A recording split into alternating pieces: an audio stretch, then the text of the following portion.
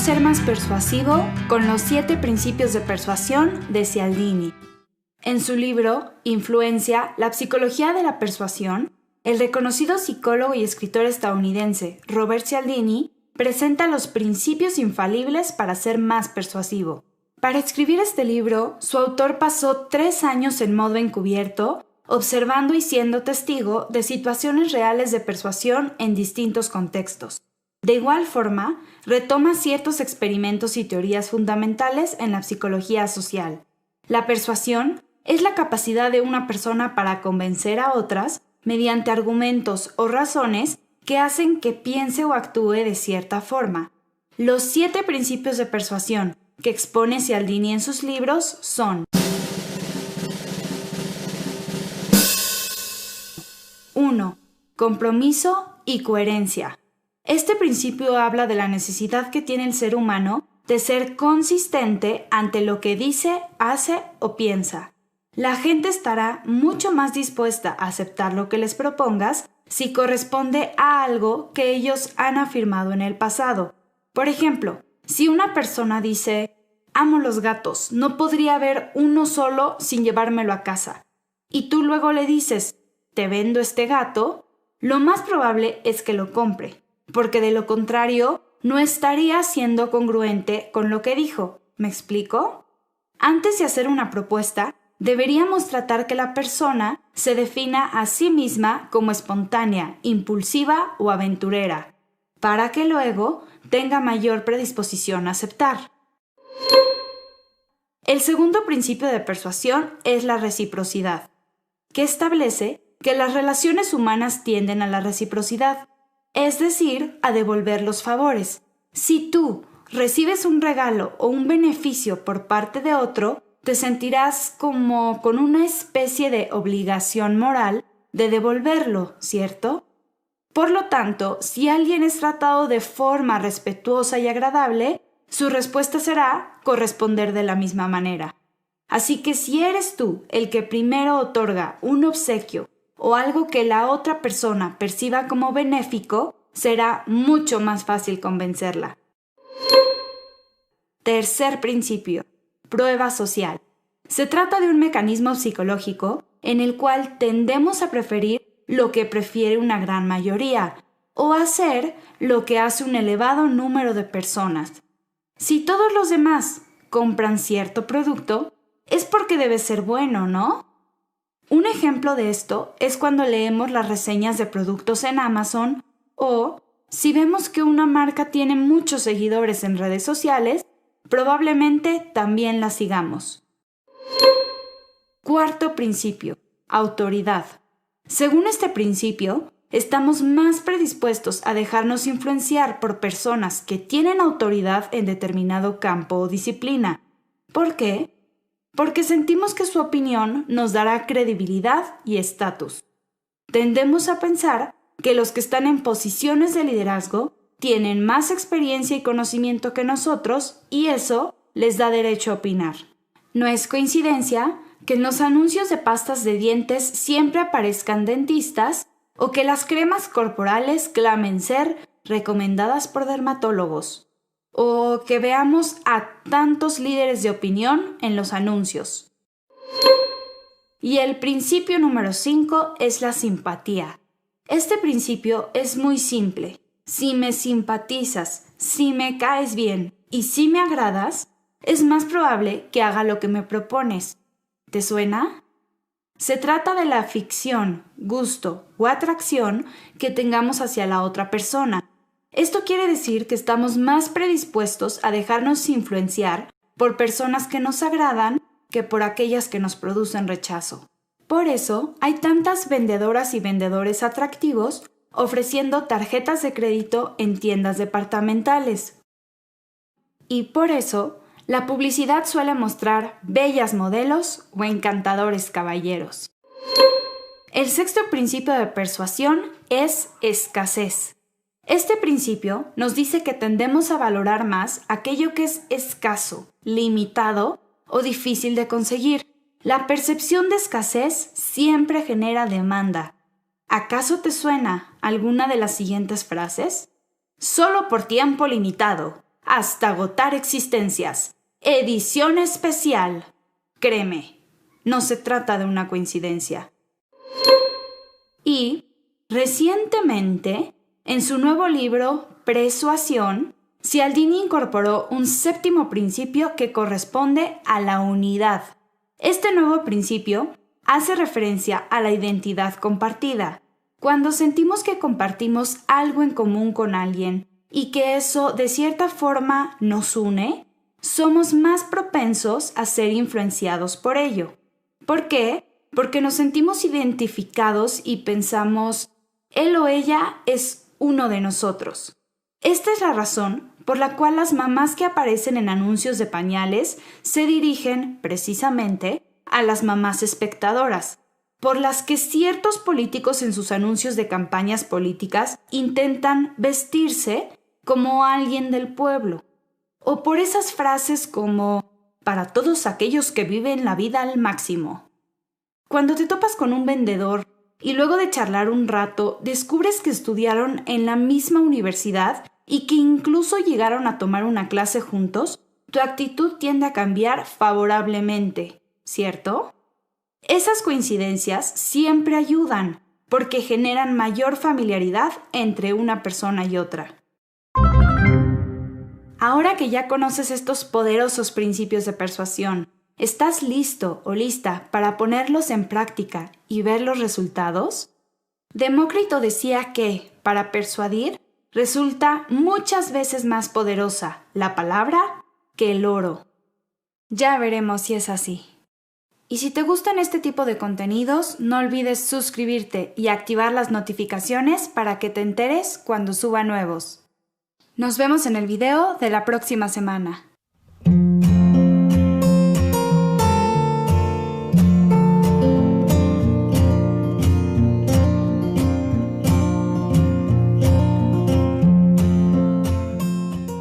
Si todos ingresaron con el usuario de la universidad, no tienen problema.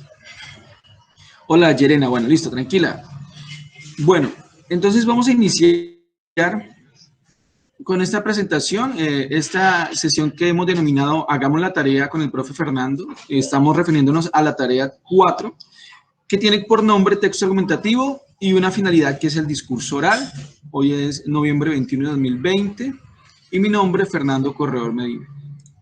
Recuerden que el objetivo de esta reunión es crear una estrategia de acompañamiento pedagógico que tiene el objetivo de reforzar conocimientos básicos relacionados con el desarrollo de las competencias comunicativas. El contenido de la reunión de hoy pues, va a tener unas generalidades, como se los había dicho. Yo voy a ser redundante porque ya la hemos hablado bastante, pero las están pasando por alto.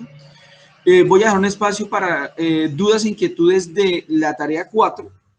Luego vamos a hablar de algo que he denominado persuasión, el poder de la palabra, y vamos a recordar algunos tips de normas APA que se nos están olvidando.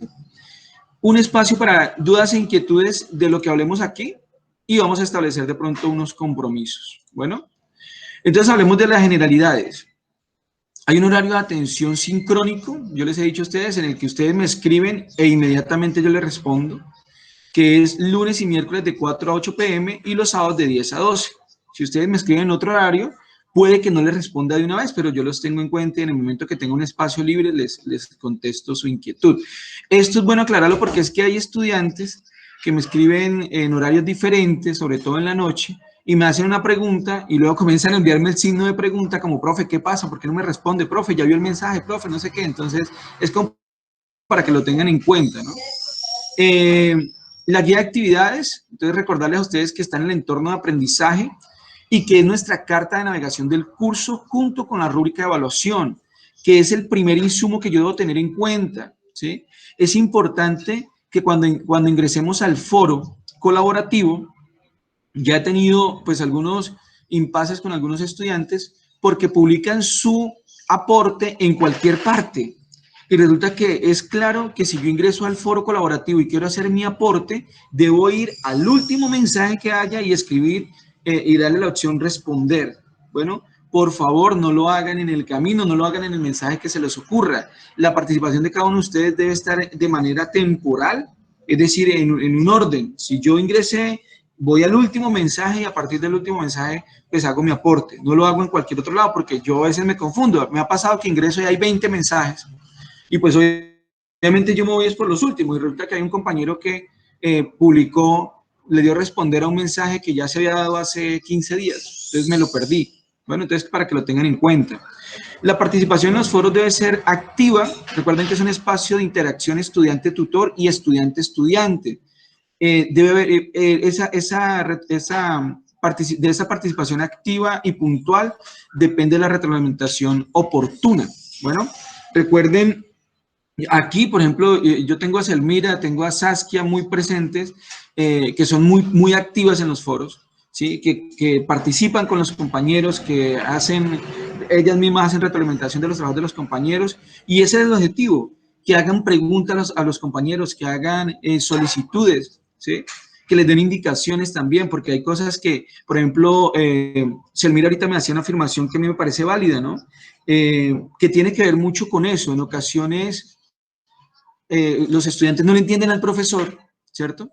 Pero entonces hablan con un compañero y de una vez dicen, sí, ya entendí. Yo tuve, hace días me llamaba una niña que estaba recuperando trabajos y yo le explicaba lo del texto expositivo y no me entendía. Yo le explicaba actividad por actividad, le leí la guía de actividades, le leí la plantilla que yo les envío en Word y no me entendía, ¿sí? Y entonces pues me preocupé, yo le dije, bueno, ¿sabes qué? Entonces hagamos una cosa, veámonos por Skype o por Meet y hablamos de las dudas que tenga. Cuando le escribí me dijo, no, profe, esto ya hablé con una compañera y ella fue muy amable y me explicó y le entendí. ¿Sí? Bueno, eso, y las cosas pueden ser así. O sea, en ocasiones entre estudiantes nos entendemos un poco mejor. ¿Sí? Entonces eso depende de muchos aspectos, pero pasa. Bueno, y muy importante utilizar la portada y que los trabajos o sea, que las normas para la presentación de trabajos escritos las tengan muy claras, ¿sí? Eso baja puntos. A pesar de que no está en la rúbrica, es una cuestión obvia, ¿sí? Que el trabajo debe estar bien presentado, que debe estar organizado como me dice la guía de actividades. Recuerden que la guía de actividades tiene un orden en el cual yo debo presentar mi trabajo. ¿Listo? Bueno, entonces vámonos ahora a lo que nos interesa esta parte, ya por ahí lo habíamos hablado, pero hoy vamos a aclarar entonces dudas, ya que me preocupa que las inquietudes que ustedes tienen siempre son las mismas. Si alguien tiene una pregunta o una inquietud en medio de lo que yo les estoy explicando, no duden en tomar el audio e intervenir de una vez. Bueno, entonces resulta que la argumentación académicamente se puede denominar como el arte de la persuasión, ¿cierto? Entonces, aquí hay una definición. En diversos oficios y actividades diarias del ser humano nos hemos encontrado con situaciones en las cuales es necesario convencer a alguien de lo que pensamos, con una intención clara de persuadir y o sentar mi posición frente a un tema.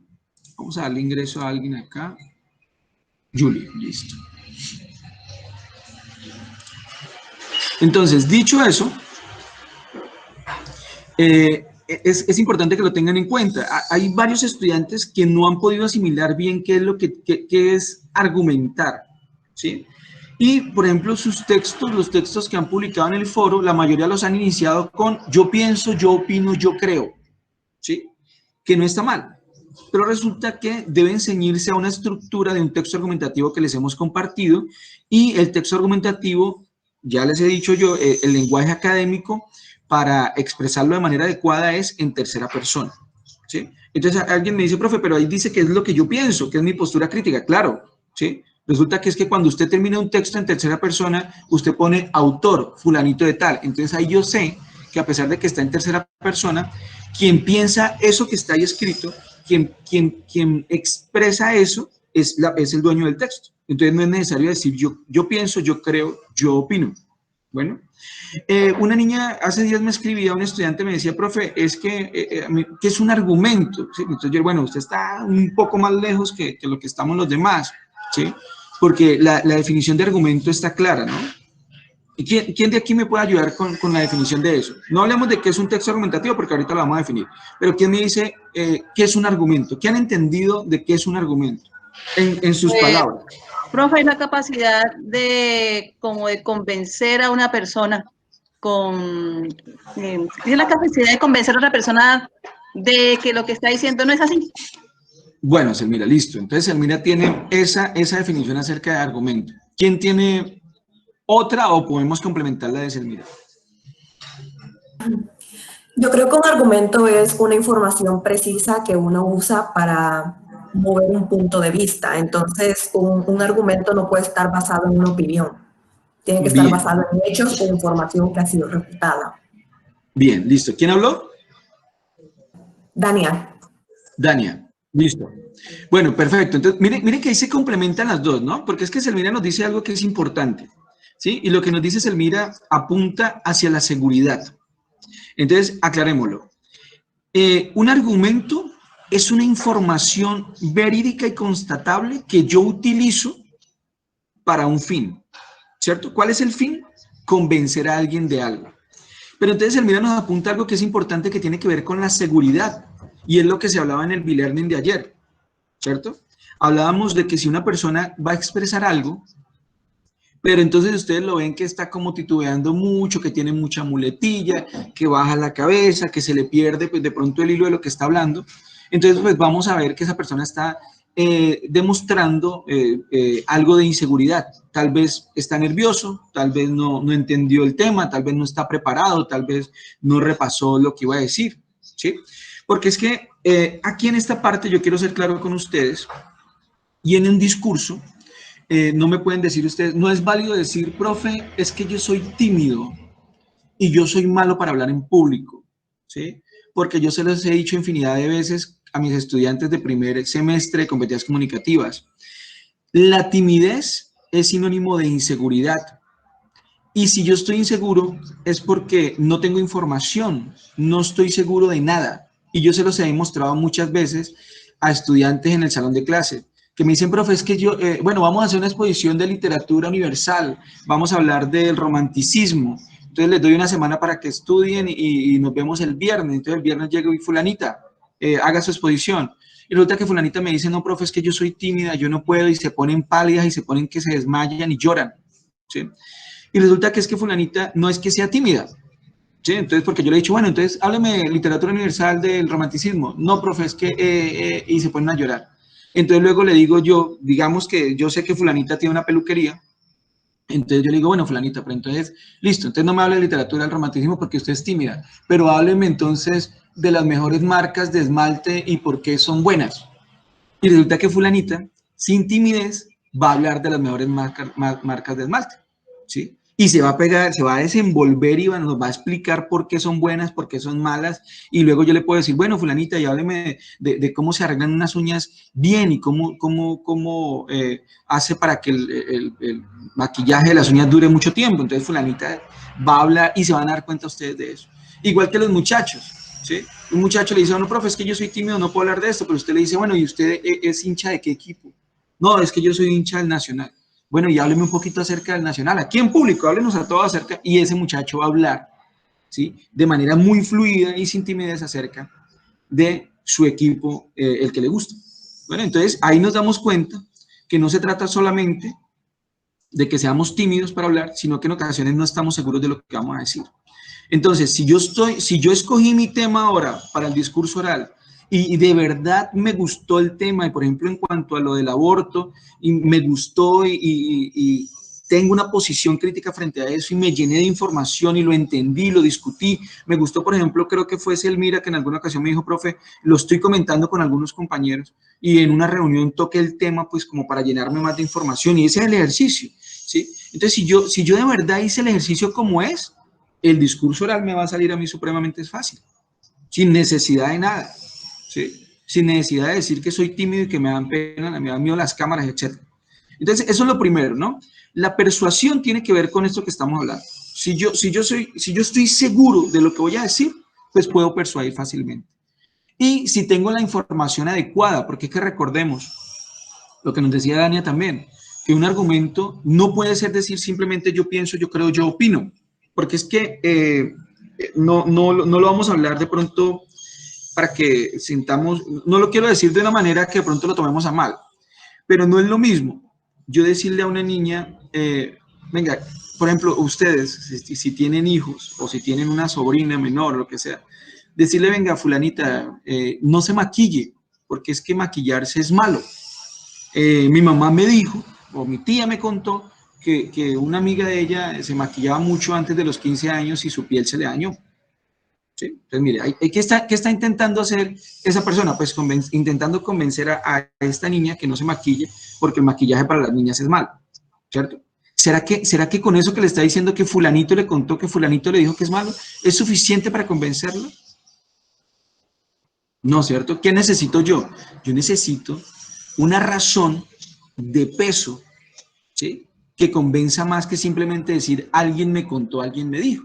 Entonces es muy diferente decirle, mire, en esta investigación de la Universidad Surcolombiana de la Facultad de Salud, se comprobó por medio del estudio con 20 niñas que se maquillaban antes de los 18 años, que su piel envejece más rápido y que cuando tengan 30 años su piel va a ser de 50. Mira, aquí está el estudio, aquí están las fotos y si usted ingresa este enlace, ahí están las evidencias de la investigación.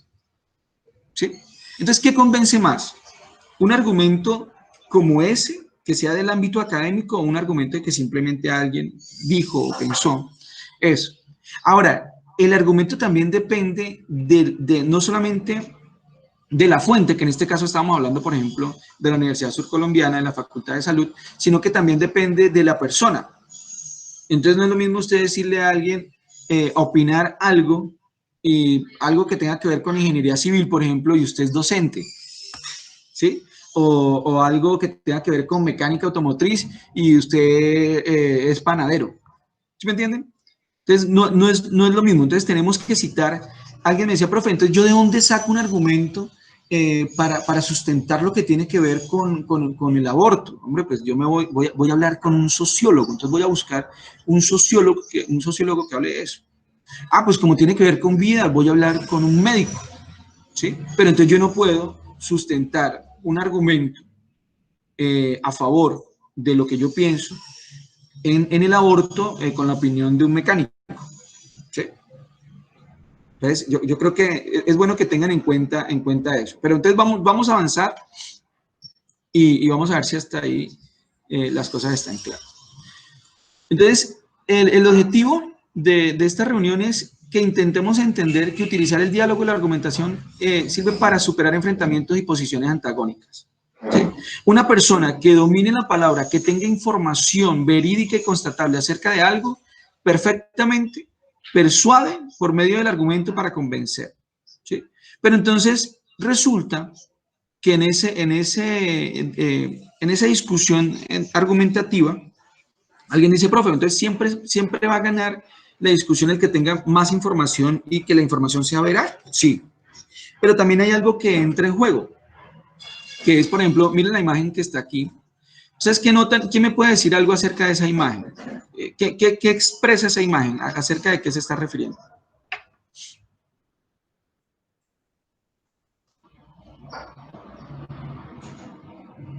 A ver, no me dejen hablando solo porque entonces, o me están enviando mensajes aquí al chat. Vamos a ver, dice... Profe, que es que el micrófono no me servía. Están diferentes puntos de vista. Están ellos ahí dando su punto de vista, que el uno dice que es el 6, el otro dice que es el 9, pero según la perspectiva de que lo ve cada persona. Listo. ¿Quién habló? Es que no puedo ver de aquí. Selmira. Selmira, listo, Selmira. Perfecto, Selmira. Entonces, ahí tenemos algo importante. ¿Quién tiene la razón en este caso? Los dos. Porque depende del punto de vista de cada uno, de las experiencias de cada uno, ¿sí? De lo que cada uno ha llenado la información por medio de la experiencia, ¿sí? Entonces, es otra cosa que debemos tener en cuenta, que no siempre, así yo tenga argumentos de peso, voy a poder convencer a alguien de algo, porque eso depende de las concepciones, de los puntos de vista, de la formación académica de esa persona, de la experiencia de esa persona. ¿Sí? Pero lo que sí puedo hacer es dejar sentada mi postura crítica frente a cualquier tema y dejarla de manera clara. ¿Listo? Entonces, eso es bueno que lo tengamos en cuenta. Las diferentes formas de pensar siempre van a salir. Mire, yo en algún momento, yo soy profesor también de un colegio, y en algún momento le dije a un estudiante que vivía por allá en una... Fui atrevido, tal vez.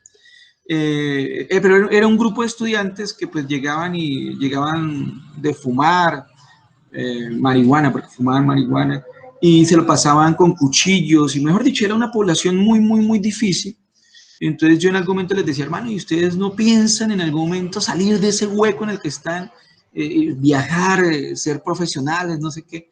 Y un estudiante que en medio de esas circunstancias que les estoy pintando, era muy crítico, me dijo, profe, ¿cuál hueco? Profe, nosotros somos felices. No tenemos, no viajamos, no conocemos el mar, no vamos a salir del país nunca, pero nosotros somos felices, nosotros con lo que hacemos somos felices, ¿sí? Y puede que él me lo hubiera estado diciendo como para callarme y decirme, profe, las cosas no son así, pero también puede que tenga razón, ¿sí? Porque resulta que es que yo estaba centrando que el objetivo de la vida de una persona debe ser volverse profesional, viajar, estudiar, conocer y listo, ¿cierto? Pero puede ser que hay personas que no creen que ese sea como el objetivo de la vida, ¿sí? Alguien dirá, yo no, profe. ¿Cómo? Estimado tutor, ¿será que lo puedo interrumpir? Sí, señora. Lo que pasa es que la palabrita hueco fue como muy Sí, dura. sí, sí, Entonces, sí. le puedo haber argumentado, si quieren ser más felices, además con su hobby, pueden irse superando y pueden lograr más felicidad aún. Sí, Porque es sí, que no. se sintieron mal con el hueco. No, sí, claro, por eso les dije antes de hacer el comentario que tal vez que me pasé con eso, ¿no? Pero pues, entonces la cuestión es esa, ¿no? Que a ver, en ocasiones nosotros pensamos una cosa, yo siempre he dicho, como docente, uno dice, el objetivo de todo joven o de toda persona en formación es profesionalizarse, seguir estudiando y realizarse como profesional. Pero puede que alguien diga, no, profe, yo quiero terminar mi bachillerato y mi papá tiene una finca y yo me quiero ir a administrar la finca, ¿sí? Y ya sé de números, ya sé hacer cuentas y ya sé leer y escribir, entonces no necesito más, profesor. ¿Sí? Claro, puede que yo le diga, no, pero mire, si va a ir a una finca, estudia ingeniería de agronomía, mejor dicho. Y puede que no. Y puede que tenga razón, ¿sí? O como puede que no, nos equivoquemos uno de los dos o los dos. Pero entonces la cuestión es esa, que en ocasiones las perspectivas dependen de las experiencias de cada uno, de su contexto, ¿sí? Entonces ahí es difícil de pronto uno entrar a convencer, pero vuelvo y les digo, lo que sí puedo hacer es dejar sentada mi opinión. Entonces continuamos. Le respondamos. ¿Qué quiere decir persuasión? ¿Quién de ustedes me dice o me escriben? Si de pronto no tienen el chat habilitado, yo tengo aquí para leerlo. ¿Qué quiere decir persuadir? ¿O quién me da un ejemplo de cuando persuaden? Persuadir es el arte de convencer a los demás de tu punto de vista. Ok, ¿sí? ¿Quién tiene otra definición de persuadir?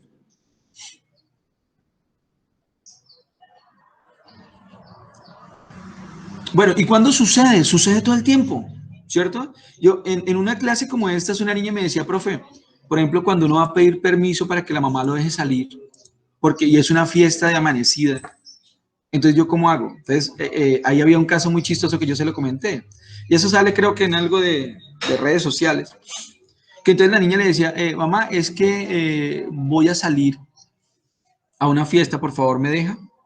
Y la mamá le dice, no. Entonces usted le dice, mamá, es que van a ir todos. No, no me interesa, si van a ir todos, no me interesa, igual, no va, listo. ¿Sí? Entonces había una forma chistosa de hacer la cosa que era como, no decirle directamente que le diera permiso, sino hacer algo como mamá, es que mire, hoy estuvimos leyendo un documento en ciencias sociales con el profesor tal, y mire que nos comentaba que el Huila, pues hablando de que la niña era de este sitio, el Huila presenta una tasa muy alta de suicidio en adolescentes. Y resulta que esa tasa de suicidio se han puesto a estudiar por qué, y dice que es porque los muchachos se lo pasan mucho en la casa con su celular, se lo pasan muy encerrados, no tienen relaciones sociales con nadie, no salen al mundo a explorar, y entonces de un momento a otro se deprimen, y como no tienen nada por qué vivir, porque no tienen muchos amigos, porque no comparten con nadie, porque no van a fiestas, entonces se deprimen y pues deciden suicidarse. Mamá, ¿cómo la ve usted? Y pues yo estaba pensando que Natalia tiene una fiesta esta noche y pues la fiesta es como de 10 a 4 de la mañana, mamá. Entonces, pues si a usted le gustaría dejarme ir, pues bien, yo me siento como aburrida, pero si no quiere, no hay problema, me voy. Entonces, es un ejemplo chistoso, pero por ejemplo, imagínense, si nosotros manejáramos ese tipo de lenguaje desde mucho antes, ¿sí? ¿Cuántas cosas no lograríamos? ¿Sí? Ahora, la persuasión no solamente, no solamente funciona en ese ámbito que les estoy contando, sino en todos, ¿no? En las relaciones sentimentales, en las relaciones laborales, ¿cierto? Cuando yo quiero expresarle algo a mi jefe. Incluso los que han asistido a algún tipo de entrevista de trabajo, sabemos que, por ejemplo, las entrevistas de trabajo hoy han cambiado mucho, ¿no? Ya no es envíeme su hoja de vida y lo llamo, no, es envíeme su hoja de vida y nos vemos a tal hora una cita y lo sientan a uno con los 3 jefes y de una vez, ¿qué pregunta le hacen? No le preguntan a usted dónde estudió, qué notas se sacó, no, nada de eso, ¿cierto? ¿Qué pregunta le hacen? Cuéntenos por qué deberíamos darle el trabajo a usted. Imagínense. Sí, cuénteme por qué. Entonces, ¿qué tiene que hacer? Pues usted tiene que hacer uso de todas sus habilidades comunicativas, de todo lo que aprendió desde preescolar a 11, de todo lo que está aprendiendo en la universidad, ¿sí? Y persuadirlos. ¿Y cómo los va a persuadir? Pues utilizando unas herramientas, ¿cierto? Ahora, ¿cuáles son esas herramientas? Acá dice. La segunda pregunta, ¿qué herramientas de la comunicación debemos utilizar si queremos convencer a alguien de nuestra opinión? A ver, ¿qué herramientas creen ustedes que debemos utilizar nosotros, de lo que somos, de lo que hemos aprendido a lo largo de nuestra vida académica y de nuestra vida social y todo ello? ¿Qué herramientas debemos tener claras que debemos utilizar para convencer a alguien de algo? Una persona de ustedes que me diga, o si quieren que escriba. Sí, claro, no le toca venderse. Bueno, y no solamente esa pregunta de que díganos por qué deberíamos darle el trabajo a usted. En ocasiones también le dicen esto, mire, esto es, convénzame que necesito comprar esto. ¿Y qué es eso? Un tornillo. Entonces, ¿usted qué tiene que hacer? Pues utilizar todo lo que ha aprendido, ¿sí? Para organizar organizar un carreto, como decimos por ahí, ¿sí? Y convencer a esa persona que tiene que comprar ese tornillo. ¿Cómo? No sé. Sí, correcto, mira, seguridad. Entonces, la primera herramienta es seguridad, y ya les decía yo que la seguridad me la da ¿qué? La información, el conocimiento, ¿sí? Una persona insegura, una persona que no tiene nada que decir, que no conoce nada. Ahora, alguien me dirá, profe, es que yo conozco un amigo que es carretudo y convence a la gente de todo. Sí, claro, esas personas hay muchas, pero una cosa es hablar con seguridad y otra cosa es echar carreto y ser bueno para hablar. ¿Y saben cuál es el problema que tiene la segunda? Que cuando yo hablo y simplemente es carreto, aparece una persona que sabe que lo que yo estoy diciendo es carreto y ahí quedo en vergüenza, ¿sí? Porque muchas veces ha pasado. Hay estudiantes y hay personas que en el mundo laboral o en el mundo académico hablan y hablan y hablan y resulta que lo que dicen es mentira, pero suena bonito, ¿sí? Pero entonces si las personas que lo están escuchando no tienen información tampoco, pues los enreda, ¿sí? Pero si hay alguien que sabe, entonces simplemente se ríe y dice, no, esto no es así, venga, amigo, ¿usted por qué está diciendo esto? ¿Esto de dónde lo sacó? Y también le puede salir con argumentos de autoridad y decirle, no, eso no es así, ¿sí? Jimena, Dania dice que con hechos, yo creo que Dania se refiere también a que deben ser hechos comprobables y verídicos, es de lo que estoy hablando, que ahí se pasa del carreto a lo que es, ¿cierto? Entonces, o es carreto o es así. Entonces, si yo digo algo que es verificable, que es verídico, que está comprobado, pues difícilmente me van a desmentir, ¿cierto? Pero si yo utilizo información que es falsa y hay alguien en el público o alguien en el auditorio en donde yo estoy hablando que conoce la información, pues me va a decir mentiroso de una vez y me va a hacer quedar en ridículo de uno. Bueno. Demostrando con nuestra personalidad conocimiento, correcto, entonces conocimiento que da seguridad, eso ya está claro, ¿cierto? Es bueno, Jimena lo dice y es bueno que lo tengamos en cuenta. Si yo tengo conocimiento, eso da seguridad, ¿sí? Si no tengo nada que decir, entonces voy a salir inseguro, no voy a saber qué decir. Y Dania me dice que listo, que claro. ¿En qué ámbitos de la vida cotidiana he debido ser persuasivo? Me gustaría que aquí alguien dijera un ejemplo. Entonces, profe, una vez me tocó hacer esto y pude o no pude, o supe decir algo o no supe qué decir. Un ejemplo, o que lo escriban y yo lo leo acá. ¿En qué ámbitos de la vida cotidiana han debido ser persuasivos? ¿Y cómo lo hicieron?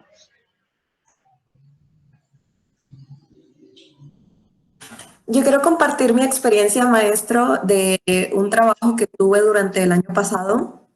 Por Sí. primera vez me tocó trabajar en ventas, pero no hacía yo la venta, yo era la que promovía la venta. Entonces, siempre había como que esa fricción con el cliente de ¿por qué me quieres vender algo que yo no necesito? Entonces, pues era como argumentar el por qué el cliente necesitaba adquirir mi producto. Y sobre todo porque era un producto que no era de primera necesidad, era un producto de lujo. Entonces el mercado para atraer era aún más difícil porque las personas no necesitan ese producto en su día a día. Entonces, ¿por qué o qué argumentos necesitaba yo darles de cómo podía su vida mejorar con el producto que yo les daba? Bueno, y fue difícil, entonces fue difícil, pero ¿se pudo hacer o no se pudo hacer? No, claro que sí. Yo estuve en esa empresa 6 meses y me fue muy bien, pero era de que era un trabajo muy difícil porque, como le digo, era mucho el convencimiento por parte del cliente. Sí se podía, pero cada cliente era un reto muy difícil a enfrentar. Bueno, perfecto. Gracias por Profe, compartir eso. Señora. yo puedo compartir mi experiencia cuando llegamos del Caquetá, por la época de la violencia, cuando llegamos en el 2002 con mis hijos menores. ¿Sí puedo compartirla? Sí, claro, claro. Bueno, lo que pasa es que también uno tiene que tener habilidades. Yo siempre he sido vendedora y pues uno llega a un territorio desconocido y estamos en plena época navideña y pues los pelados necesitaban pues sus cosas navideñas. Entonces yo llegué a donde venden los paisas y entonces la señora no me quería dar trabajo, primero que todo porque pues no tenía la experiencia ni nada. Entonces me dijo, bueno, ¿y usted cómo quiere que yo, cómo me quiere convencer de que le puedo dar trabajo? Y habían como unas 7 peladas. Entonces yo le dije, mire, yo en mis tiempos libres empujo trenes, despicho aviones y lavo barcos. Si usted me pone a vender, yo le vendo, mejor dicho, hasta una persona, una persona, o sea, perdónme la expresión, ¿no? Pero como uno se le sale la chispa, no loca embarazada con marido incluido. Te dijo, vaya, véndeme esto. Entonces yo soy muy entradora. Sí, sí. No, ya con esas afirmaciones ya le entonces yo creemos. llegué y miré a una señora que venía del Caquetá. Entonces nosotros los caqueteños también somos como algo muy... O sea, yo siempre tengo una forma de mirar quién es el que manda en la compra. Entonces la señora llamaba a Carmen, yo tenía una amiga Carmen, entonces yo le dije, doña Carmen, ¿cómo va? Llegué y la senté, le ofrecí un tintico, y llevaba a un niño, el niño era muy cansón, o sea, el niño era el que adicionaba la compra, entonces le ofrecí un dulce al niño, a ella le ofrecí tintico, y me hizo una compra de 3 millones de pesos entrando, pues ahí quedé como 2 años. No, pues imagínense. Listo, los Elmira, ¿cierto? Sí. Perfecto, gracias Elmira. Entonces, imagínense que el manejo de la palabra nos puede abrir muchas puertas, ¿cierto? Entonces, por eso a mí me parece que competencias comunicativas en una carrera es indispensable, ¿sí? Porque en realidad lo que debería aprender uno, más que los conocimientos específicos que están en los libros, es este ejercicio que se está proponiendo en la tarea 4, que es buscar información, asimilar la información, plantear mi postura crítica frente a esa información y poder expresarla, ¿sí? Y yo sé que ustedes, ahora, los que hagan el ejercicio bien con cualquiera de las dos temáticas, en alguna conversación social, por ahí de pronto acompañados de una cerveza o de un jugo, de una bebida, en un grupo social, van a hablar del tema y lo van a hablar con seguridad. Porque qué bacano es escuchar a alguien que le diga, no, mire, es que en el libro de tal autor o en tal revista, en tal artículo de investigación dice esto, ¿sí? Y las cosas son así, ¿sí? Entonces, es muy chévere este tipo de ejercicios por eso, porque nos van a dar, van a fortalecer esas habilidades que tenemos nosotros, ¿sí? Que como Selmira lo dice, y los demás compañeros también están allí pensando, me imagino también en momentos en los que les ha correspondido utilizar la palabra para convencer a alguien, ¿sí? Van a dar fe de que todo eso, de que es así y de que cursos como este, ejercicios como este les van a servir a ustedes para lograr fortalecer todo esto. Bueno, entonces vamos con las características de un buen argumento, ¿sí? Entonces debemos tenerlo claro, ¿sí? A los que me han escrito, que hemos tenido una interacción muy buena por WhatsApp y por Skype, yo les decía cómo se debe hacer el ejercicio. Entonces yo escojo el tema. Digamos, no hablemos de los temas que ustedes escogieron, hablemos de un tema X, hablemos del tema del calentamiento global. Entonces yo necesito hacer un texto argumentativo y luego convertirlo en un discurso acerca del calentamiento global. ¿Qué debo hacer? En el mundo académico dicen que si usted quiere hablar de un tema, debe tener por lo menos 5 referentes de ese tema. ¿Qué quiere decir 5 referentes? Pues que yo voy a buscar 5 artículos de investigación, 5 investigaciones, 5 libros que hablen acerca del tema y me lo leo. ¿Sí? ¿Qué me asegura a mí el hecho de tener tantas fuentes de información? Que voy a conocer diferentes puntos de vista de diferentes autores. Y no me voy a quedar solamente con uno. Entonces, eso es lo primero. Debo tener varias fuentes para conocer argumentos en contra, argumentos a favor y conocer diferentes puntos de vista del tema. Entonces, yo les decía, entonces usted va a leer 5 artículos de opinión, 5 investigaciones del tema. En el caso de ustedes, yo les sugiero 3, mínimo, ¿sí?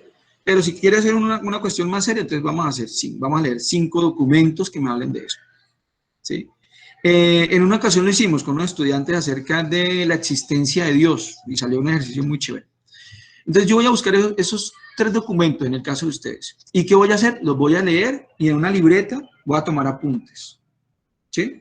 ¿De qué voy a tomar apuntes? De las afirmaciones que a mí más me suenen, que me parezcan más convincentes, que me parezcan más persuasivas que alguien haya utilizado. Entonces yo escribo acá, mire, es que este escritor, Jorge Luis Borges, en su libro tal, dice esto, me gustó esta frase, ¿sí? Y acá también está Edgar Morán, que dice esta otra frase, entonces la voy a anotar también porque me gusta. Y entonces voy a comenzar cuando yo asimilo esos 3 documentos, también voy a asimilar cuál es mi punto de vista. Entonces alguien va a decir, yo estoy a favor o en contra, o en este caso, si estamos hablando de calentamiento global, yo voy a decir, las causas del calentamiento global son estas y las medidas para frenarlo son estas. Según lo que yo he leído, según lo que entendí, porque fulano dice esto y sutano dice esto. Entonces yo voy a buscar esos argumentos que soporten que lo que yo voy a decir está bien, que lo que yo voy a decir es así. Bueno, entonces una vez tengo esa información, esos apuntes de los 3 documentos que leí, lo que voy a hacer es cerrar los documentos, los boto por allá, los alejo y me pongo a escribir mi texto argumentativo con esta información que está aquí. Entonces yo comienzo a escribir, yo siempre les decía, generalmente un texto argumentativo arranca con la generalidad del tema, ¿sí? Resulta que hay varios compañeros que han publicado su texto argumentativo iniciando con yo pienso, yo opino. Y resulta que desde el título yo debo plasmar más o menos qué es lo que yo voy a expresar acerca de ese tema. Y en la primera parte, que es la introducción, yo debo expresar qué es el tema, de dónde viene, cuál es su origen, un porqué de ese tema y de una vez dejo sentada mi opinión. ¿Listo? Entonces, por ejemplo, si fuéramos a hablar de la existencia de Dios y yo quiero defender que Dios existe, entonces yo voy a comenzar con algo que diga como, a través de la historia de la humanidad, el hombre siempre ha buscado la explicación de fenómenos metafísicos que están fuera de su comprensión. Y siempre se ha hecho preguntas como de dónde viene, para dónde va después de que muere y quién creó todo lo que está a su alrededor. En medio de la búsqueda de esas preguntas, de dar respuesta a esas preguntas, ha surgido la religión, ¿sí?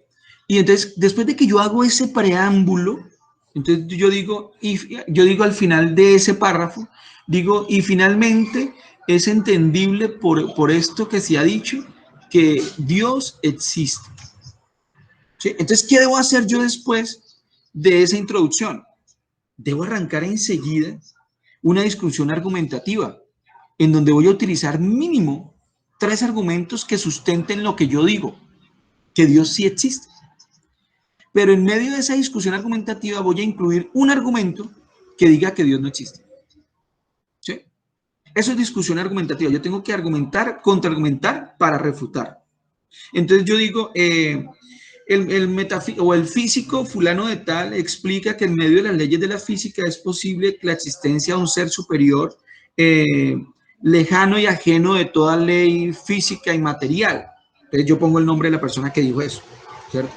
Y luego digo, no obstante, el químico fulanito de tal, en su libro no sé qué, dice que algo que no sea tangible, que no se pueda ver y tocar, es imposible comprobar su existencia. Entonces, eso es un argumento en contra, ¿cierto? Y entonces abajo digo, sin embargo, Podemos ver también cómo el químico fulanito de tal, en su estudio de investigación denominada de tal manera, expresa que no todo lo que existe debe poderse palpar y debe poderse ver, según su estudio en donde demuestra tal cosa. ¿Me entienden esa discusión? Ahora estaba hablando, por ejemplo, con una niña María, se me olvida el nombre ahorita, que me está preguntando qué hacía en la conclusión, que porque la conclusión le decía, entonces ella me decía, profe, ¿debo volver a poner lo que puse arriba? No. Entonces la conclusión es, como yo hice una discusión argumentativa aquí, como al inicio hice como una apertura, un preámbulo de lo que voy a hablar, entonces la conclusión lo que voy a hacer es finalmente, después de todo lo dicho, o después de todo lo anteriormente dicho, es posible concluir tal cosa. Es decir, lo que dejé aquí como en mojoncitos, como que medio lo enuncié y que tiene que ver con lo que yo voy a defender que es mi tesis, al final lo que hago es retomarlo y decirlo de otra manera, que sea como más claro y más específico. Entonces, es decir, tal cosa. ¿Sí? Entonces, ese es como el orden del texto argumentativo que debemos tener en cuenta. ¿Sí? Pero debe ser muy claro. O sea, debemos tener muy claros los conceptos de qué es un argumento, qué es un contraargumento y qué es refutar, ¿cierto? Entonces, un argumento ya lo tenemos aquí. Tiene dos puntos claves en su estructura, razonamiento y el carácter de persuasión. Entonces resulta que no es suficiente con que mi argumento sea de peso, ¿cierto? Sino que el argumento, yo debo tener también un carácter persuasivo.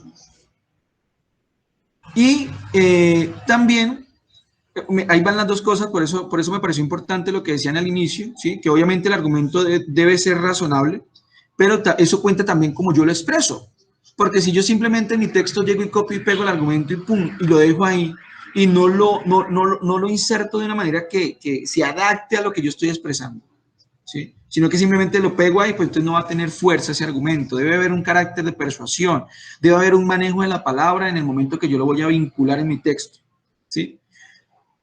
Argumentar es seguir un sistema de razonamiento. Ojo, ¿sí? No es solamente el argumento, sino que hay un sistema en el cual yo debo expresar lo que pienso. ¿Listo? Y ubicarlo de una manera que sea persuasivo. Convencer a una persona de alguna idea no es fácil, lo que les decía hace rato. Un buen argumento es más que una simple opinión. Bueno, entonces, hasta ahí, ¿a quién le gustaría decir algo? ¿Quién? ¿Está todo claro? ¿Hay alguna pregunta o está todo enredado? Profe, una pregunta. ¿Y si uno dentro del texto no coloca el contraargumento, o sea, está mal? Porque la verdad yo no puse, solamente di argumentos que fortalecían mi tesis. No coloqué contraargumentos, entonces no sé si tendría que volver a reestructurar el texto. Bueno, ¿quién me preguntó? Saskia. Ah, Saskia, listo. Saskia, lo que pasa es que pues, yo creo que la guía de actividades y la explicación que se nos da ahí no es muy clara con ese aspecto, pero yo creo que es algo obvio, Saskia. Entonces, si lo vea bien, yo leí su texto, me parece que está bien, hay bastante información, pero sí me hace falta la contraparte, Saskia. Es necesaria. Resulta que un texto argumentativo, a diferencia de un discurso, no tengo el espacio. Por ejemplo, en un discurso, yo puedo hacer mi discurso y luego dar la palabra a las personas que están escuchándome para que refuten lo que yo acabo de decir y yo a su vez poder refutarles lo que ellos me digan, ¿cierto? En un texto argumentativo yo no tengo ese espacio, ¿sí? Entonces, si yo quiero ser más convincente, además de exponer los puntos a favor de lo que yo pienso, debo exponer los puntos en contra de lo que yo pienso. Por eso les decía yo, que si voy a hacer un texto acerca de la existencia de Dios, yo tengo que tomar también argumentos que me prueben que Dios no existe con el fin de refutarlos, con la información que yo tengo. Entonces, si no lo he hecho, Saskia, y no le parece muy difícil y lo vea bien, yo prefiero y le aconsejo para que hagamos un ejercicio bien, que lo haga. Ahora, decirle que está mal, no, porque yo vi su texto y me parece que está bien, pero al no tener el contraargumento, le hace falta esa cosita, le hace falta ese puntico. ¿Listo, Saskia? Entonces, por eso es bueno que lo tengan en cuenta. La discusión argumentativa debe llevar argumentos a favor y argumentos en contra de la premisa que yo estoy defendiendo. Ahora, una cosa muy importante en la construcción del texto de ustedes, la tesis o premisa que yo estoy defendiendo no es decir, me gusta, no me gusta, estoy de acuerdo, no estoy de acuerdo, pienso esto, pienso lo otro. No. La tesis es una afirmación, ¿sí? Una afirmación, así sea en negativo, ¿sí? Porque hay afirmaciones, hay premisas en negativo también, ¿no? Entonces yo voy a hacer una premisa que esté, ¿cómo les digo? Una premisa que sea una razón y que se note qué es lo que yo pienso, ¿sí? Entonces, por ejemplo, ¿cuál sería la tesis que ustedes han planteado según el texto que tienen ahí? ¿Quién la recuerda? ¿Cuál es la tesis? Porque vuelvo y les digo, usted dice, yo estoy a favor del aborto, por ejemplo, pero esa no es una tesis. La tesis es decir, el aborto es atenta contra los valores éticos y sociales de la persona, bueno, por decir algo, ¿sí? Esa afirmación, eso es una tesis, ¿sí? Entonces, ¿quién recuerda la de ustedes? ¿Quién recuerda la suya? Yo, profe, Selmira. Bueno, ¿cuál es? Es una violación, la pena de muerte es una violación a los derechos humanos. Listo. Entonces, miren, para que lo dejemos claro, Selmira escribió eso, la pena de muerte es una violación a los derechos humanos. Ella no dice, yo no estoy de acuerdo, o sea, ya uno entiende que Selmira no está de acuerdo con la pena de muerte, pero ella no está diciendo, yo no estoy de acuerdo o no me gusta. Simplemente hizo una afirmación que va con lo que ella piensa y opina del tema, ¿me entienden? Entonces, ella no tiene que decir yo pienso, yo creo, yo opino. Entonces, eso es lo que quiero aclararles en ese punto, porque la mayoría lo están haciendo de esa manera. ¿Listo? Entonces, Selmira, en efecto, esa es una tesis. Entonces, ¿qué es lo que va a hacer Selmira? Ella nos va a comprobar por qué, en efecto, viola los derechos humanos. Porque esa es su tesis, ¿sí? Si la tesis de ella hubiera sido, la pena de muerte está en contra de las leyes naturales, entonces ella nos tiene que demostrar por qué está en contra de las leyes naturales. ¿Se me entiende?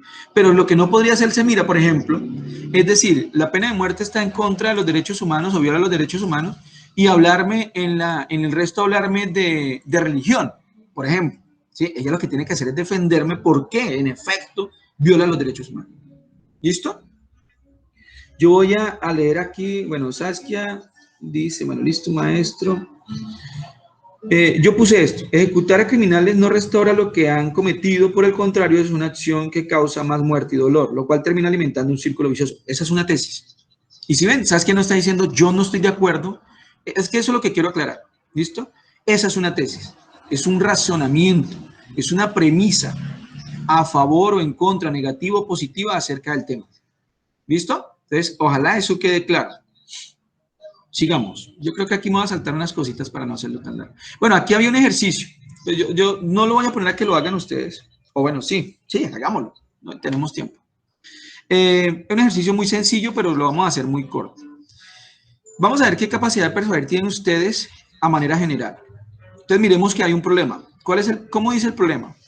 Debido a la reducción presupuestal en el país, sobre todo en los ámbitos de educación, deportes y artes, el alcalde de un municipio ha informado que se debe cerrar para el siguiente año 2021 el proyecto de la banda musical y el grupo de teatro municipales, conformados por jóvenes de bajos recursos, situación que afecta directamente a la comunidad.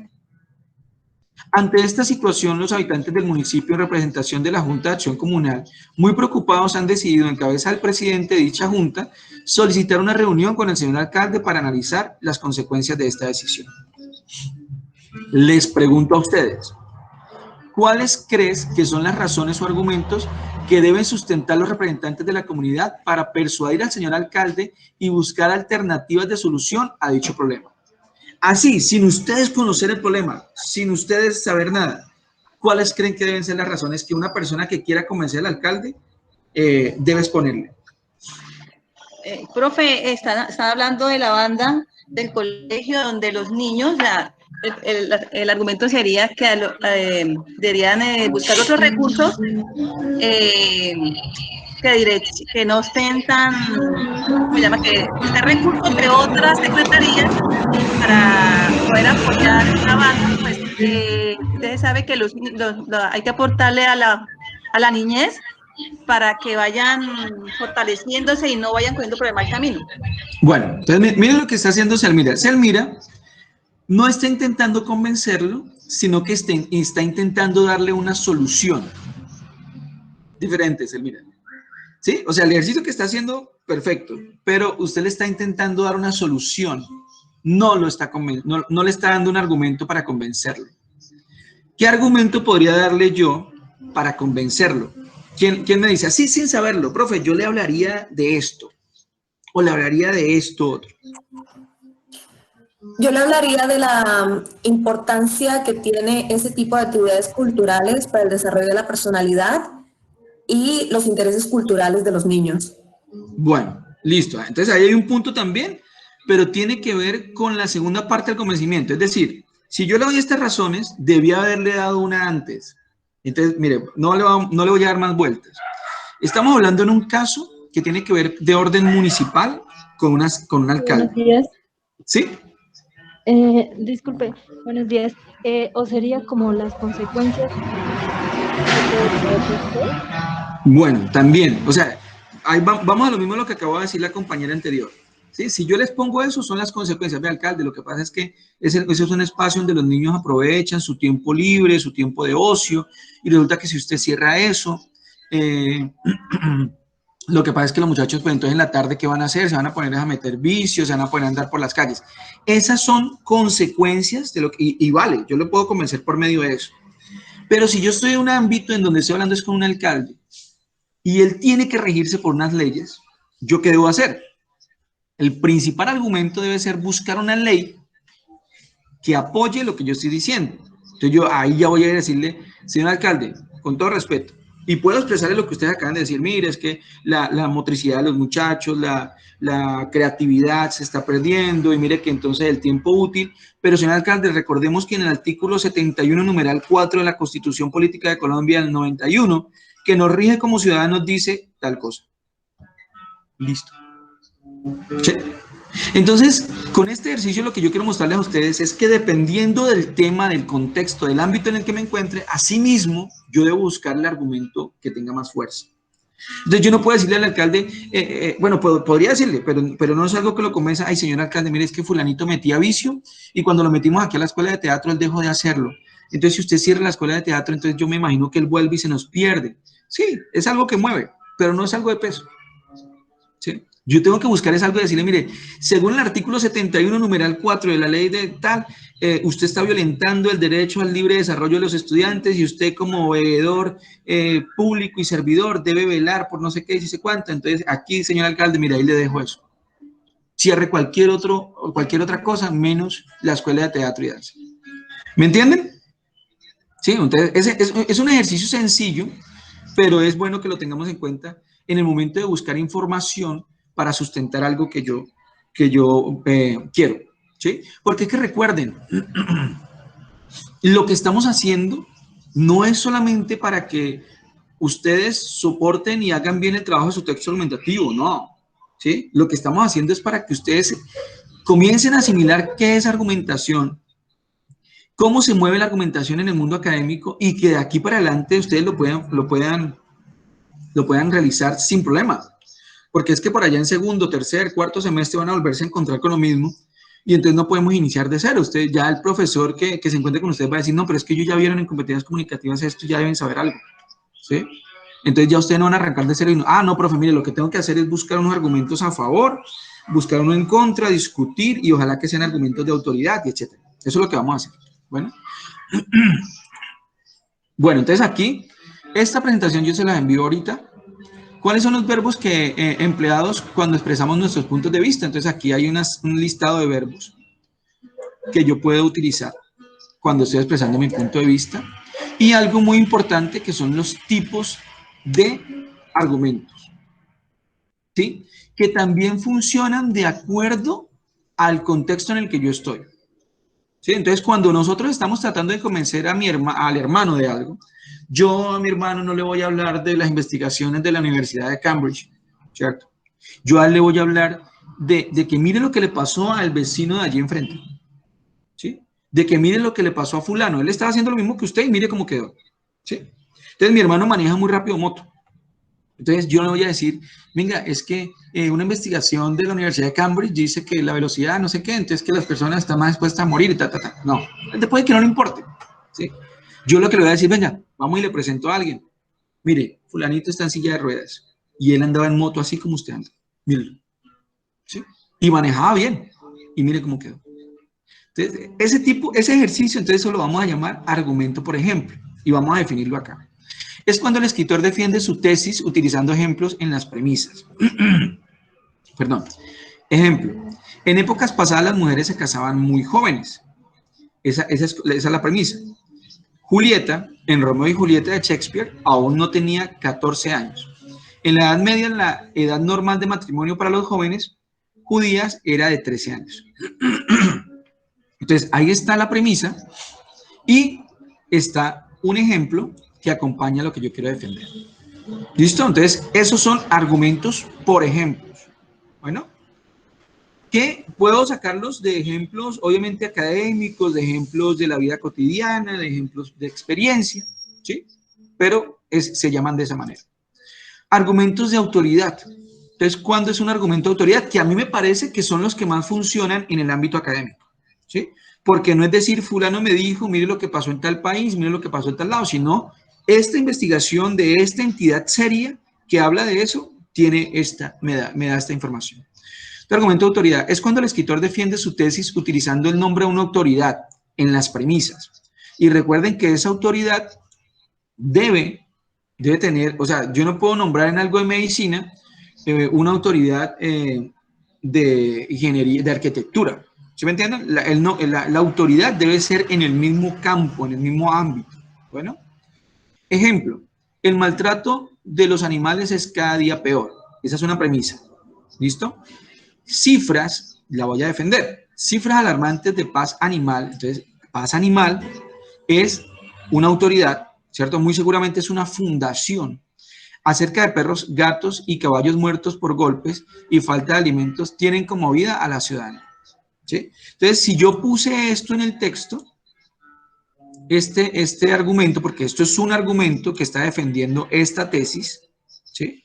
Entonces, lo más seguro es que como pidepágina o en bibliografía me aparezca el documento de paz animal en donde se afirma esto y están las cifras de las que yo estoy hablando. Bueno, argumento por prueba. Entonces, es cuando el escritor defiende su tesis a partir de estadísticas o hechos contundentes. Ejemplo, los colombianos no pagan a tiempo los impuestos fiscales. Esa es la tesis. Sí, estoy diciendo que los colombianos son mala paga con los impuestos fiscales. ¿Cómo lo defiendo? Según datos proporcionados por la DIAN, casi el 35% de los colombianos está atrasado con sus obligaciones fiscales. ¿Listo?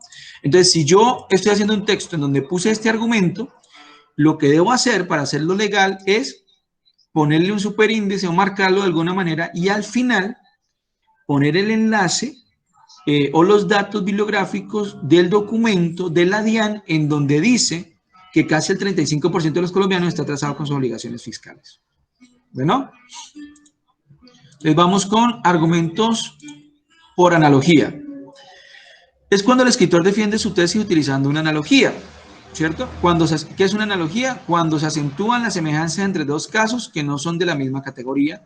Para reforzar, explica sus premisas. Ejemplo, Andrés construyó su casa sin inconvenientes. Por tanto, es probable que él pueda construir cualquier casa sin inconvenientes. ¿Sí me entienden? Entonces, eso es una analogía. Yo establezco relaciones entre dos eventos que no tienen nada que ver. Si yo digo que Andrés construyó su casa sin inconvenientes, eso no tiene nada que ver con decir que Andrés construye casas, que trabaja en eso, ¿sí? Pero puedo, a partir de eso, decir que es probable que él pueda construir cualquier casa sin inconvenientes. ¿No? Argumento causa y efecto, ¿sí? O efecto causa.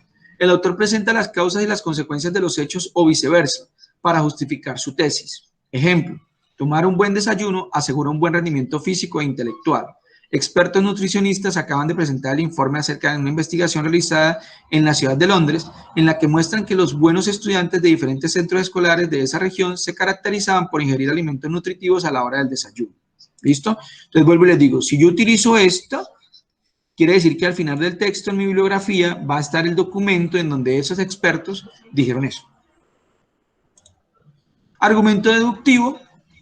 Se presentan cuando el escritor defiende su tesis apoyándose en la veracidad de sus premisas y partiendo de lo general a lo particular. Ejemplo, si usted estudia otras culturas comprenderá que existe una diversidad de costumbres humanas y si usted comprende que existe una diversidad de costumbres humanas, entonces pone en duda sus propias costumbres, lo cual lo llevará a ser más tolerante. Bueno. Y listo. Entonces, hay muchos más tipos de argumentos, pero esos son los principales. ¿Con cuáles me quedo yo siempre? ¿Sí? Me gusta mucho que ustedes trabajen con los argumentos de autoridad y argumentos por ejemplo. ¿Sí? Que se queden con esos dos, pero pueden utilizar cualquiera de los otros tipos. Aquí está, esto ya ustedes lo tienen, la forma de argumentar, ¿cierto? La estructura que está en la guía, ¿sí? ¿Qué va en el párrafo inicial? ¿Qué va en los párrafos intermedios? ¿Qué va en el párrafo final? Que ya lo he hablado, ¿sí? Acá hay una plantilla, miren que hay muchas personas en el ejercicio anterior de la plantilla, cuando se les presentó la plantilla del texto expositivo, presentaron el texto expositivo en el texto final dentro de este recuadro, dentro del recuadro de la estructura, y resulta que este recuadro lo vamos a utilizar para guiarnos, pero yo no voy a presentar mi texto argumentativo en este recuadro. Muchos lo hicieron con el expositivo, ¿sí? Y entonces me parece que es un despiste muy grande. Bueno, este recuadro yo lo voy a utilizar para organizar la información, para tomar mis apuntes que luego voy a convertir en un texto argumentativo. Ah, bueno, algo que se me olvidaba. ¿Cómo convierto yo el texto argumentativo en discurso? Es como si lo fuera a exponer, ¿sí? Y obviamente debo ceñirme a la misma secuencia. Introducción, desarrollo, conclusión. ¿Cómo hago que la persona que me esté escuchando sepa en qué parte de la discusión voy yo, en qué parte de mi texto voy yo? Por medio del uso de conectores textuales. Entonces yo digo principalmente, inicialmente, para iniciar. Luego digo en el desarrollo, no obstante, sin embargo, a pesar de ello, además. Y en la conclusión digo, finalmente, en conclusión, después de todo lo anteriormente dicho, listo. ¿Sí? Es importante que aprendamos a utilizar los conectores textuales en los textos escritos y en los discursos orales. ¿Listo? Eso es muy, muy importante. Entonces aquí, bueno, ya vamos a hablar de algo de normas APA, muy rápido. Maestro, tengo una pregunta. Sí, señora. Cuando vayamos a exponer, ¿vamos a exponer el tema que estamos hablando o Sí. el texto? El tema, o sea, es como lo mismo, ¿cierto? Porque la exposición, sí, o sea, ya le entiendo. La exposición, como usted hizo su texto, ¿cierto? Usted lo estudió porque usted lo hizo, usted lo construyó. Entonces lo que va a hacer, vuelvo y les digo, de cierta manera es una exposición de su texto. Pero como lo que estamos pidiendo es un discurso oral, esa exposición la va a hacer en el mismo orden en el que está el texto. Alguien me decía, profe, en mi discurso oral puedo utilizar unos argumentos que no utilicé en el texto. Claro, lo puede hacer. ¿Sí? Profe, ¿y debo decir exactamente lo que está ahí? Cada palabra. No, no se lo tienen que aprender de memoria. ¿Sí? No es decirlo de memoria. Usted puede, en su discurso, usted puede cambiar la forma como inició, puede utilizar otra frase célebre, puede utilizar otro tipo de ejemplos. O sea, puede cambiarlo. Pero el tema debe ser ese, el título debe ser ese, y el objetivo y finalidad del texto debe ser el que usted planteó en su texto. ¿Sí? Usted no puede decir en su texto que está a favor de la pena de muerte por tales motivos y en su discurso decir que está en contra, por ejemplo. ¿Sí? O sea, debe ser el mismo tema y debe estar relacionado con el mismo texto. ¿Que pueden cambiar unas cositas? Sí, pueden cambiar unas cositas. Pueden cambiarlas. ¿Sí? Utilizar, señora. Tengo una pregunta referente. No es leer lo que está en el texto. No es leer. Eso sí no es leer. Eso sí que quede claro. No van a leer ni van a aprendérselo de memoria. Un error grandísimo en un discurso oral es aprenderse cosas de memoria. ¿Listo? Y no lo van a leer. Es exponerlo. averigüen qué es un discurso oral. Mire, ahí con esa pregunta se nota que entonces no han averiguado qué es un discurso oral. Y un discurso oral tiene una preparación. Sí, el discurso oral yo lo escribo, obviamente, ¿sí? Pero cuando lo hago oral no lo voy a leer. Yo tengo una base aquí. ¿Qué puedo leer? Cifras, ¿sí? Entonces yo estoy diciendo, resulta que a través de la historia hemos visto esto, por ejemplo, en 1971 en Estados Unidos, entonces vuelvo, ¿sí? Eso sí puedo hacerlo. En el discurso oral, ¿se acuerdan que en el colegio había una herramienta que utilizábamos mucho que se llaman las fichas memotécnicas? Que entonces usted hace su discurso y hace unas fichitas del tamaño de la mano, ¿sí? Y las pone en su mano así, y usted va hablando y se le olvida algo, entonces usted mira y sigue. No son para leer, son fichitas con apuntes de lo que usted está diciendo, ¿sí? Entonces usted termina la fichita y va a seguir hablando, entonces la cambia y sigue hablando, ¿sí? ¿Quiénes se han sacado mala nota en este trabajo? Los que ponen su texto ahí enfrente y se pueden a leerlo frente a la cámara. Eso no tiene ningún sentido, eso no es un discurso oral, ¿sí? Es que vuelvo y les digo, la esencia del discurso oral es que sea suyo, que usted lo diga con sus palabras. Si usted lo lee, no es un discurso oral, es una lectura, ¿sí? ¿Y qué diferencia hay? Estimado tutor, Muchísimo. es que tenía gracias por aclararme la duda, que era un discurso oral, porque pues yo decía, si está bien, si llego a que salga bien el texto argumentativo que envié por 7ª vez, yo te decía, una de las partes era citar, tenía que citar las fuentes, por lo menos que yo digo, por lo consiguiente, la pena máxima es un ejemplo de cómo el hombre ejerce el control y el dominio de la vida y la muerte. Entonces yo decía, ay, me toca decir la cita, Márquez Mendoza, página, Márquez Mendoza, Correcto. dice, no, ¿cierto que no? No. En el discurso, Selmira, me está hablando de cuando lo vuelva discurso oral, ¿sí? Sí, señor, eso. Sí, señor. Correcto. No, bien. Gracias, Selmira, por la pregunta. Por la pregunta, sí. No es así. No lo van a hacer así. O sea, no tienen que decir, es como, porque entonces es como si dijeran punto y coma. Coma, no. Si lo van, pero tienen que nombrarlo.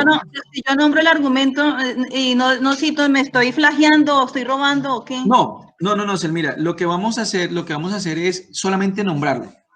Entonces ya usted no va a decir, según Márquez, página 4, no sé qué, no. Usted va a decir, según el autor, o sea, entonces ya usted en su discurso oral, si usted puso aquí simplemente que el apellido era Márquez y el libro tal en tal fecha, usted ya lo va a decir de otra manera en su discurso oral. Entonces usted va a decir algo como, según el autor fulano de tal, en un libro denominado de tal manera, el abogado fulano de tal, en un libro que se llamó de esta manera, él expresa en ese libro lo siguiente, entonces usted lo puede decir. ¿Sí me entiende? O sea, ya no va a decir página tal en tal año, no es necesario. Pero sí sería bueno, por ejemplo, que dijera el nombre completo de la persona. Según el abogado británico fulano de tal, en su libro que llamó de esta manera, ya no tiene que decir la página, ¿no? Él enuncia esto, él dice esto. Eso sí, o sea, la forma como van a expresar las citas textuales es totalmente diferente, ¿sí? Porque es como si estuvieran charlando, es como si estuvieran charlando con otra persona. Bueno. Disculpe, profe, o sea, ¿eso viene siendo como una paráfrasis más o menos? Sí, pero, o sea, me está, o sea, el momento de la cita textual, ¿sí? Sí, o sea, a la hora de hacer la cita, no, como dice la compañera, no tenemos que memorizarla o la decimos con errores que viene siendo como una paráfrasis. Sí, es que parafrasear es repetir exactamente lo que está ahí. Eso es parafrasear. Y en efecto, cuando uno hace una cita textual, eso es lo que está haciendo, ¿sí? Estoy parafraseando para complementar lo que yo estoy diciendo y tengo un fin. Ahora, la pregunta es buena. Profe, ¿lo tengo que decir tal cual? No es necesario. Desde que no pierda la esencia. Digamos que el autor dice, en esencia, todo ser humano, para establecer su existencia eterna, debe dejar huella, ¿sí? Entonces usted puede decir, es que el autor fulano de tal dice en su libro tal que todo ser humano debe dejar huella, ¿sí? O sea, dije, tiene el mismo sentido lo que acaba de decir, pero no lo dije exactamente como está escrito, ¿sí? Entonces, es una buena pregunta. No lo deben decir de memoria, pero debe ser más o menos lo mismo, ¿sí? Debe tener la misma esencia, el mismo sentido. Bueno.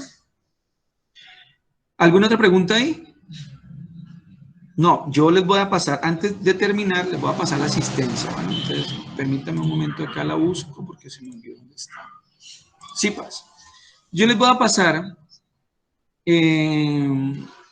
Dice verificar, perdón, asistencia. Acá. Enlace.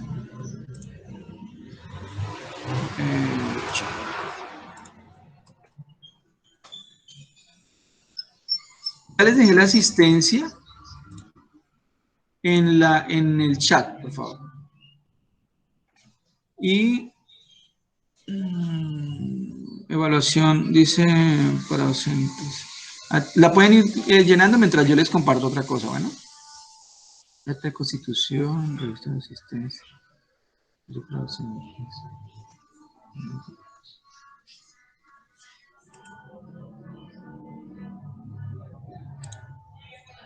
Y vamos a llenar esta de percepción.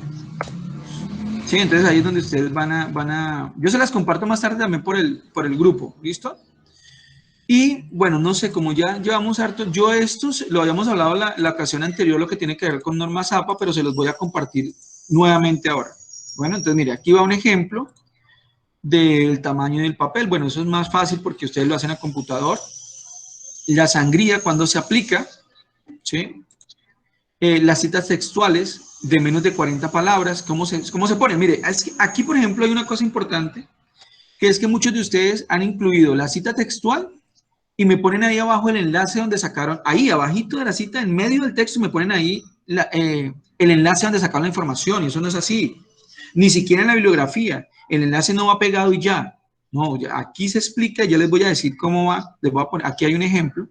Entonces, cuando es una cita textual de menos de 40 palabras, se presenta de esta manera, eso ya lo habíamos hablado, ahí está el ejemplo, les pido por favor que lo vuelvan a revisar. Cuando es una cita textual de más de 40 palabras, entonces aquí está, eso es lo que estamos hablando desde hace rato, ¿cierto? De acuerdo a normas APA, la lista de referencias contiene únicamente las referencias que han sido citadas dentro de un trabajo escrito, lo que yo les estaba diciendo. Si usted utilizó un argumento que dice que la DIAN dio tal fecha, que el PAS animal dio tal cifra, eso debe ir al final, ¿sí? Para que no sea plagio. Bueno, y aquí hay una forma de cómo referenciar material electrónico. Entonces, miren, ustedes que están haciendo la mayoría, si sacaron esto de tal página de YouTube, llegan y me ponen el enlace de YouTube y ya. No, usted tiene que decirme el nombre de la persona dueña de ese material, el año en el que fue publicado, cuál es la naturaleza comunicativa, si fue en este país o no, y luego pongo, lo saqué de tal parte. Si es un texto igual, entonces yo pongo el apellido del productor, o sea, tengo que poner toda la información, ¿sí? No simplemente pegar el correo donde lo saqué, porque si yo pego solamente el enlace donde lo saqué, eso no es normas APA, eso no tiene ningún formalismo, no está siguiendo ningún tipo de protocolo. Bueno, entonces, aquí eso de normas APA, ya lo hemos hablado, como les dije, pero me interesa que tengan en cuenta mucho esto.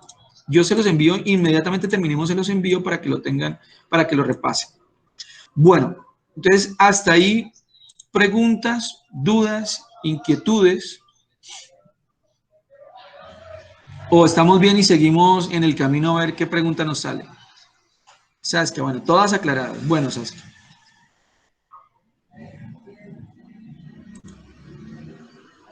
¿Alguien más tiene alguna...? Es que yo yo sé que para muchos no va a quedar totalmente claro ahora, ¿sí? Pero yo quiero que tengan en cuenta varias de las afirmaciones que les dije. Bueno, les agradezco entonces la asistencia. Recuerden mi nombre, el CIPAS es Hagamos la Tarea, ustedes lo tienen en la invitación. El segundo enlace que les compartí es como una evaluación del CIPAS, de las 3 sesiones que tuvimos, no importa si asistieron a 1 o a 2, igual pues son los que siempre, ustedes son las que siempre han estado.